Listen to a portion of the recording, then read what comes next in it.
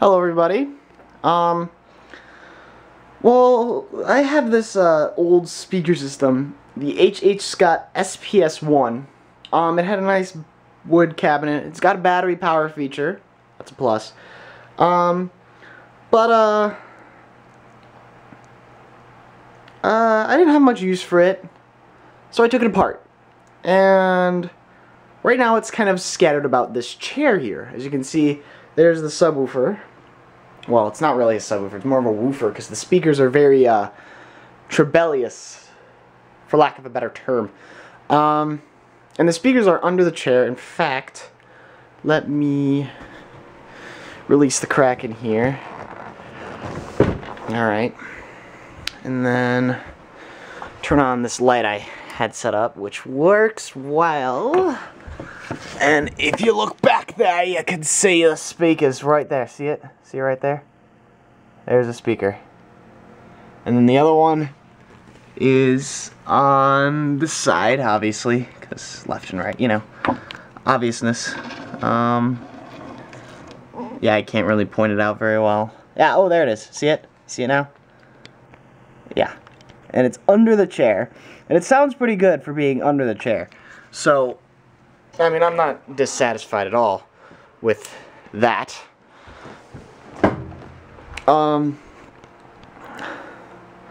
I mean, I do wish I had a bit more of an acoustically sound box for the subwoofer over there. Like, I wish I could put it into the side of that compartment. That compartment goes all the way down to the bottom.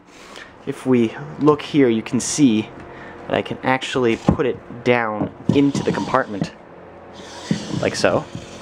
But it sounds better when it's on the top of the compartment, so I'm going to leave it there.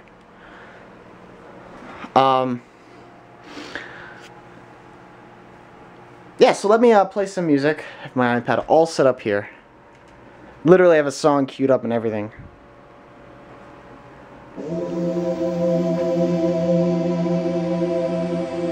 It sounds pretty good.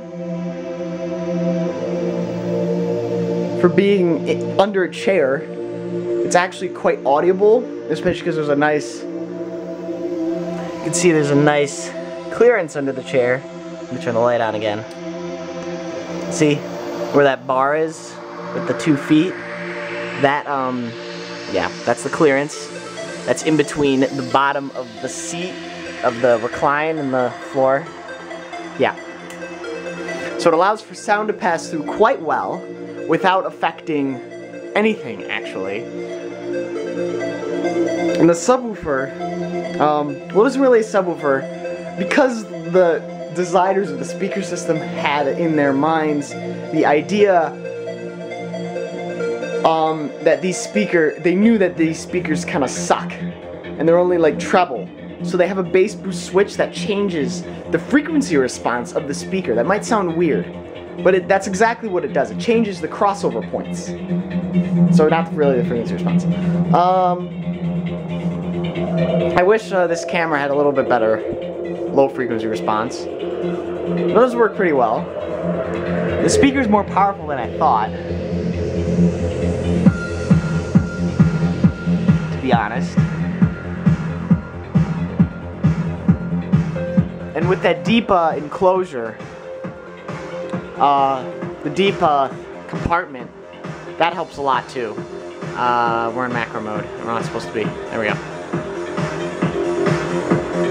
So let me turn it up. Actually, let me just show you the amp. It's gonna get loud down here because the speakers are down here. There it is. There it is.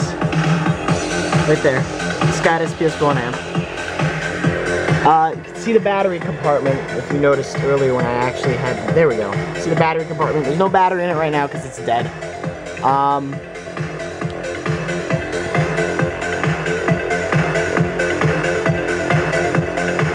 Now I can hear it clipping. They're limiting. Hear the limiting? That's as loud as it can go.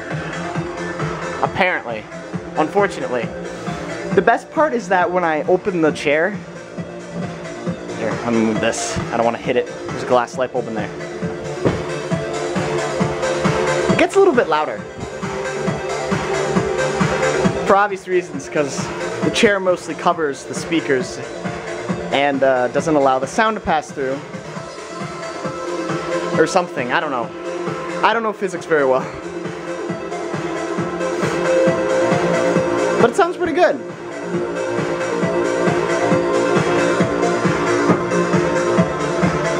Let me turn down the music. I'll use this. Well, let me think here. I was gonna say something. Oh, for some reason in the box, the setup is very complicated. They use, on the amplifier, I wish I could show you this, but it's too dark down there. Actually, why don't I bring the light box over here? The manufacturers decided it would be a great idea to use consumer-grade cable organizers on this thing. So let me show you. Look at this. Consumer-grade cable organizers. They just glued them onto the plastic and called it a day, which is pretty funny if you ask me.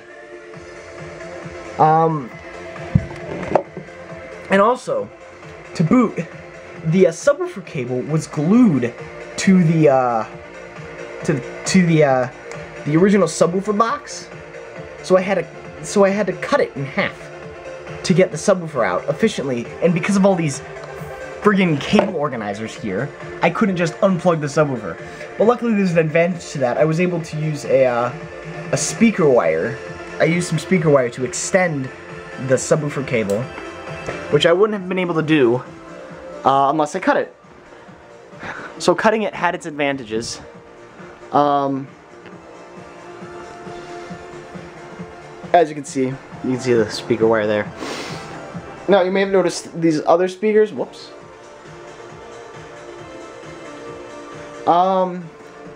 I tried these two subwoofers. These two. They didn't work as well as that one, obviously, because that one's a lot bigger. But I didn't think it was that powerful. I think it's got a lot more power hidden. Hold on. Sorry, I'm getting distracted by the iPad. But yeah, that's my couch speaker system. It's kind of half done. I wish I could make a box for that, but I don't think anyone in the whole world would let me cut a hole in that chair, this beautiful chair. It was a very nice chair, by the way. I don't remember where we got it. We have some of the ones in the basement. Anyway, well, that's my speaker chair. I'm just gonna let you guys sit and watch it for a few more minutes. Now, friends, this is what happens when we click the system. Really glad you guys got to witness that. Yeah. Anyway. Luckily, it's easy to recover from. It's a weird bug. I don't know why it happens. I think it's just because the amplifiers are crappy in Japanese or something.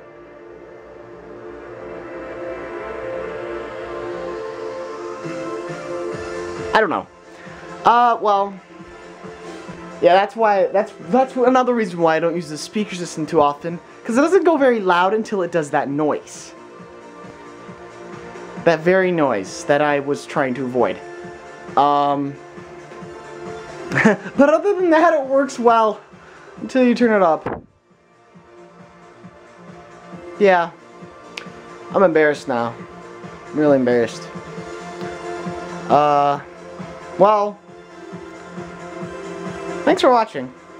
This was kind of boring. Whatever.